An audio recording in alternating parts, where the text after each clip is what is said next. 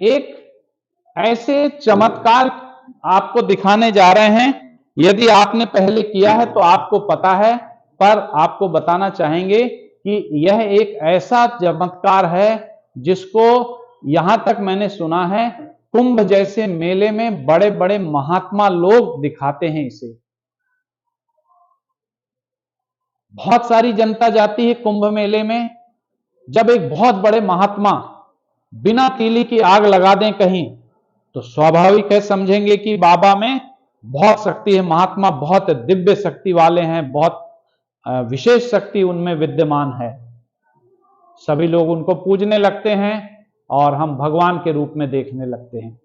वास्तव में वो महात्मा में ऐसी कोई शक्ति नहीं है जो बिना तीली की आग लगा सके। वो जादू नहीं, विज्ञान है का एक प्रयोग है, विज्ञान का एक चमत्कार है, और वो चमत्कार हम आपको यहां दिखाने जा रहे हैं। यहां पर हमने गोबर के कंडे लेते हैं कुछ लोग, आपने देखा होगा काफी ट्रेंडिंग है, 2 कंडे लेते हैं और उसको आपस में रगड़ते हैं।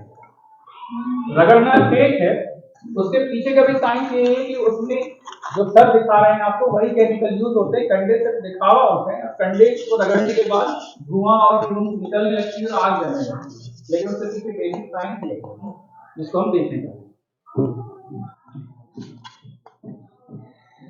वेदी एक ही वेदी में पर्याप्त है, पर हम आपको 2 वेदी में दिखाना चाहेंगे ताकि बहुत अच्छे से आपको समझ में आए। बिल्कुल ब्लैंक है और इसमें आग उत्पन्न करने के लिए लकड़ी, कागज कुछ तो डालना पड़ेगा। तो हम यहां पर ले रहे हैं कागज जो फाड़ करके डाल रहे हैं, और वास्तव में क्या कर रहे हैं वो आपको थोड़ी देर बाद बताएंगे। ये आपको पता भी है। कुछ लकड़ियां डाल देते हैं, बस पत्ता इतना करिए, और इसमें भी कागज हम डाल लेते हैं ताकि आप ज्यादा अच्छे से समझ पाए। यद्यपि एक ही इसमें आपको समझ में आ जाएगा।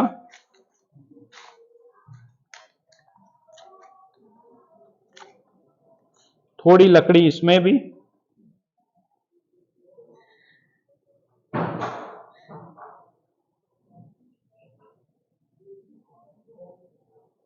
एक डिब्बी में घी लिया है और केवल हम घी डालेंगे, और आप चमत्कार को बिल्कुल ध्यान से देखिएगा।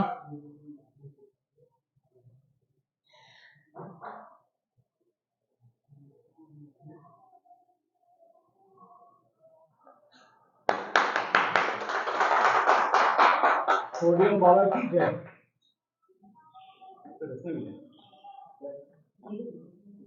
बिल्कुल ध्यान से देखिए। दूसरे में भी हम इसको दिखा दे रहे हैं आपको, क्योंकि अब रेडी हो गया है।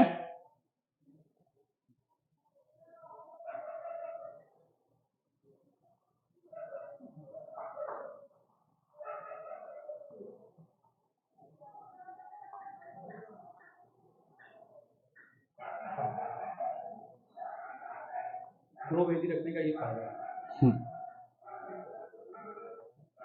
ये ऐसा चमत्कार है जो बड़े बड़े महात्मा बड़े बड़े आयोजनों में दिखाते हैं, और जिसको नहीं पता, ज्यादातर लोगों को नहीं पता कि ये एक छोटा सा साइंस का प्रयोग है जो प्रयोगशाला में भी कर सकते हैं, दिखा सकते हैं।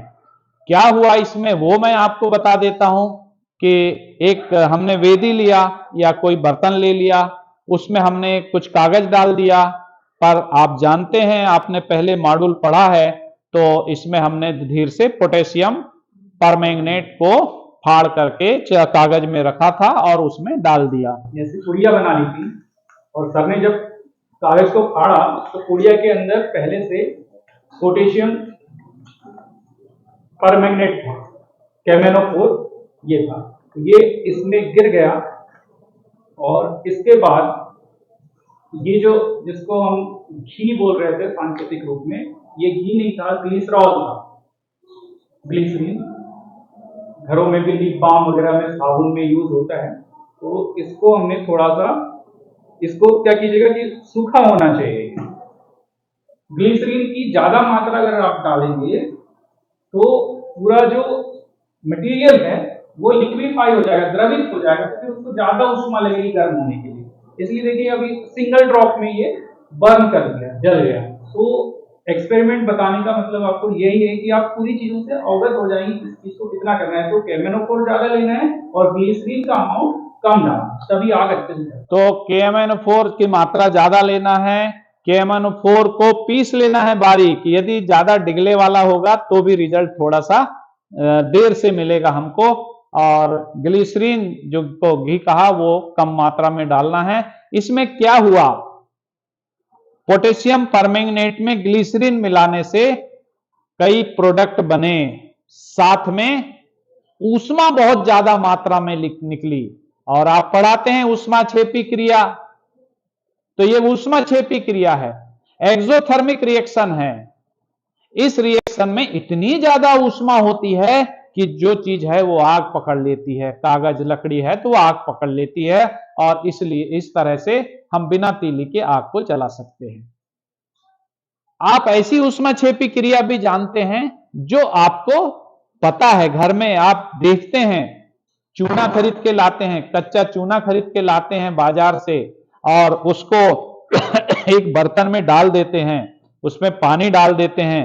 आप देखते हैं कि थोड़ी देर बाद वो अपने आप उबलने लगता है और इस तरह से चूना पक जाता है, और उस चूने को फिर हम अपनी दीवारों पे, घरों पे पोतते हैं। तो चूने का जो उबलना है वो भी एक्सोथर्मिक रिएक्शन है, वो भी ऊष्माक्षेपी क्रिया है, उसमें भी ऊष्मा निकलती है, इतनी ऊष्मा निकलती कि चूना उबलने लगता है।